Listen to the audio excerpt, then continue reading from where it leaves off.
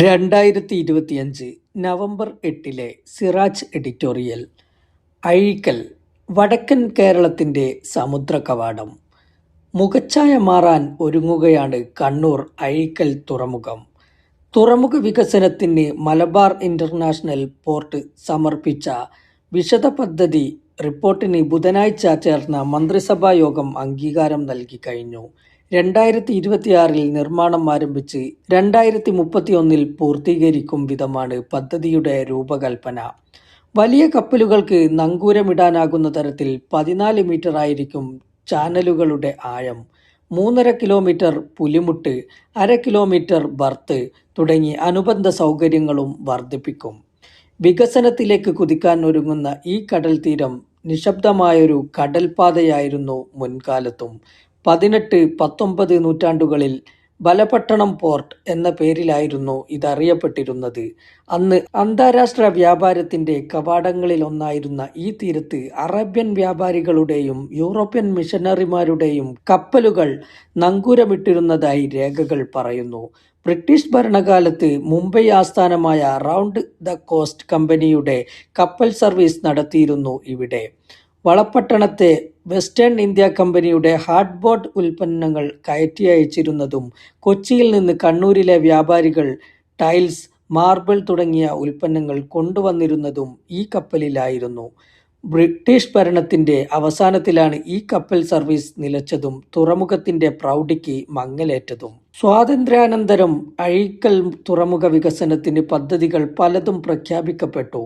2017 ആഗസ്റ്റിൽ മുഖ്യമന്ത്രി പിണറായിയുടെ അധ്യക്ഷതയിൽ ചേർന്ന യോഗം തുറമുഖ വികസനത്തിന് 100 കോടി മൂലധനമുള്ള പ്രത്യേക കമ്പനി രൂപവൽക്കരിക്കാനും ആദ്യഘട്ട വികസനം 2020-ലും രണ്ടാം ഘട്ട വികസനം 2021 ജൂണിലും പൂർത്തീകരിക്കാനും തീരുമാനിച്ചിരുന്നു. എല്ലാം ഫയലിൽ ഒതുങ്ങി. കോവിഡിനു ശേഷം അഴീക്കൽ വികസനം യാഥാർത്ഥ്യമാക്കുമെന്ന് സർക്കാർ ഉറപ്പു നൽകി. കേരള മാരിടൈം ബോർഡ് സ്വന്തമായി 2 കപ്പലുകൾ വാങ്ങി ഗതാഗതം പുനഃസ്ഥാപിക്കുമെന്നും കപ്പൽ ചാനലിന് നിലവിലുള്ള 3 മീറ്റർ ആഴം 4 മീറ്ററായി വർദ്ധിപ്പിക്കുകയും ചരക്ക് കണ്ടെയ്നറുകൾ സൂക്ഷിക്കുന്നതിന് ആവശ്യമായ വെയർഹൌസ് സ്ഥാപിക്കുകയും ചെയ്യുമെന്നായിരുന്നു അന്നത്തെ വാഗ്ദാനം. അതും നടന്നില്ല. കഴിഞ്ഞ ജൂണിൽ സിംഗപ്പൂരിന്റെ വാൻഹായ് 503 കപ്പൽ ദുരന്തത്തിൽപ്പെട്ടത് അഴിമുഖം തുറമുഖത്തിന് 44 നോട്ടിക്കൽ മൈൽ അകലെയാണ്. എന്നിട്ടും രക്ഷാപ്രവർത്തനത്തിനുള്ള സജ്ജീകരണങ്ങൾ എത്തിച്ചത് 88 നോട്ടിക്കൽ മൈൽ അകലെയുള്ള ബേപ്പൂർ തുറമുഖത്തു നിന്നും അതിനേക്കാൾ ദൂരക്കൂടുതലുള്ള മംഗളൂരു തുറമുഖത്തു നിന്നുമായിരുന്നുവെന്നത് അഴീക്കൽ തുറമുഖത്തിന്റെ പരിമിതിയും പരാധീനതകളും തുറന്നുകാട്ടുന്നു. ആഴക്കുറവ്, അടിസ്ഥാന സൗകര്യങ്ങളുടെ പരിമിതി, ഗതാഗത സൗകര്യക്കുറവ്, വിപണി പരിമിതി, പരിസ്ഥിതി വെല്ലുവിളി തുടങ്ങിയ പ്രശ്നങ്ങളാണ് അഴീക്കൽ തുറമുഖത്തിന്റെ വളർച്ചയ്ക്ക് പ്രധാന തടസ്സങ്ങൾ. നിലവിൽ കപ്പൽ ചാനലുകളുടെ ആഴം 3-3.5 മീറ്റർ വരെയാണ്. വലിയ ചരക്ക് കപ്പലുകൾക്ക് നങ്കൂരമിടാൻ പര്യാപ്തമല്ല ഈ ആഴം. ചരക്ക് ടെർമിനൽ, ഗോഡൌൺ, കണ്ടെയ്നർ ഹാൻഡിംഗ് സൗകര്യം തുടങ്ങിയ അടിസ്ഥാന സൗകര്യങ്ങളും കുറവാണ്. കപ്പലുകൾക്ക് ആവശ്യമായ ചരക്കുകളുടെ ലഭ്യതക്കുറവാണ് മറ്റൊരു പ്രശ്നം.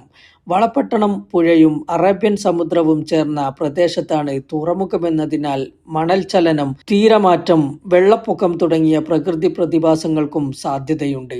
തുറമുഖ വികസന പ്രവർത്തനങ്ങൾ നദിയിലെ ജൈവ വൈവിധ്യത്തെയും മത്സ്യവംശങ്ങളെയും ബാധിക്കാനും സാധ്യത ചൂണ്ടിക്കാണിക്കപ്പെടുന്നു. കേരളത്തിന്റെ സമുദ്ര വികസന പദ്ധതികളിൽ പ്രാധാന്യമർഹിക്കുന്നതാണ് വളപട്ടണം നദിയും അറേബ്യൻ സമുദ്രവും കൈകോർക്കുന്ന അഴീക്കൽ. മംഗളൂരു, ബേപ്പൂർ തുറമുഖങ്ങൾക്കിടയിൽ വലിയ കപ്പലുകൾക്ക് അനുകൂലമായ തുറമുഖമില്ലാത്ത സാഹചര്യത്തിൽ ഈ ഭൗമമേഖലയിലെ ഏക തുറമുഖവും കേരളത്തിന്റെ വടക്കൻ സമുദ്ര വാണിജ്യ വികസനത്തിന്റെ ഗേറ്റ്വേയും കൂടിയാണിത്. വികസനം യാഥാർത്ഥ്യമായാൽ വടക്കൻ കേരളത്തിന്റെ സാമ്പത്തിക ഭാവിക്ക് ഒരു മുതൽക്കൂട്ടായി മാറുകയും ചെയ്യും. സംസ്ഥാന സർക്കാരിന്റെ മൈനർ പോർട്ട് നവീകരണ പദ്ധതിയിൽ ഉൾപ്പെട്ട അഴീക്കൽ തുറമുഖമെന്നാണ് പ്രതീക്ഷ. കണ്ണൂർ, കാസർഗോഡ്, വയനാട് ജില്ലകളിലെ കാർഷിക വ്യാവസായിക ഉൽപ്പന്നങ്ങൾ സമുദ്രപാതകളിലൂടെ ലോകത്തിന്റെ വിവിധ ഭാഗങ്ങളിലേക്ക് എത്തിക്കാനും തുറമുഖം വഴിയൊരുക്കും. വടക്കൻ കേരളത്തിന്റെ തൊഴിൽ മേഖലയ്ക്കും ഉണർവേകും. ചരക്ക് കൈകാര്യം, ഹാർബർ സേവനങ്ങൾ, ഗതാഗതം, മെക്കാനിക്കൽ ജോലികൾ, ചെറുകിട ബിസിനസ്സുകൾ തുടങ്ങിയവയിലൂടെ നൂറുകണക്കിന് കുടുംബങ്ങൾക്ക് ജീവിതോപാധി ലഭ്യമാകും. റോഡ് ഗതാഗതം കുറയ്ക്കാനും അതുവഴി ഗതാഗതക്കുരുക്ക് ഗണ്യമായി കുറയാനും സഹായകമാണ് തുറമുഖ വികസനം. ബേപ്പൂർ തുടങ്ങി ചെറുകിട തുറമുഖങ്ങളുമായി ബന്ധിപ്പിച്ച് ക്രൂസ് സർവീസ് തുടങ്ങുന്ന കാര്യവും പരിഗണിക്കാവുന്നതാണ്. നദി കടൽ സംഗമസ്ഥാനമായതിനാൽ പരിസ്ഥിതി സന്തുലിതാവസ്ഥ പാലിച്ചായിരിക്കണം വികസനം നടപ്പാക്കേണ്ടത്. നദിയിലെ ജലപ്രവാഹം, തീരസംരക്ഷണം, മത്സ്യങ്ങളുടെ ആവാസ വ്യവസ്ഥ തുടങ്ങിയവ പരിഗണിക്കപ്പെടാതെയുള്ള വികസനം ദീർഘകാല പ്രത്യാഘാതങ്ങൾക്കിടയാക്കിയേക്കും.